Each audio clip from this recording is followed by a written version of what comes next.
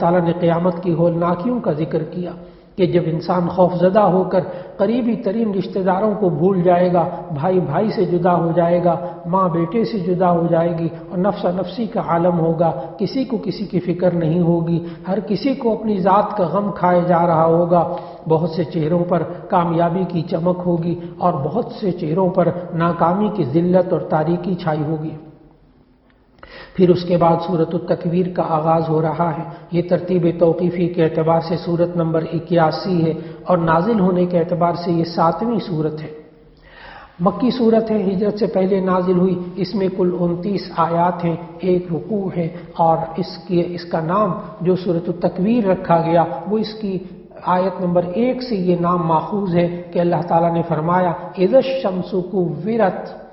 جب سورج کو لپیٹ دیا جائے گا، کو کورا یکور تکویرن کا معنی لپیٹ کر رکھ دینا۔ اس سورت کا نام اسی لیے سورت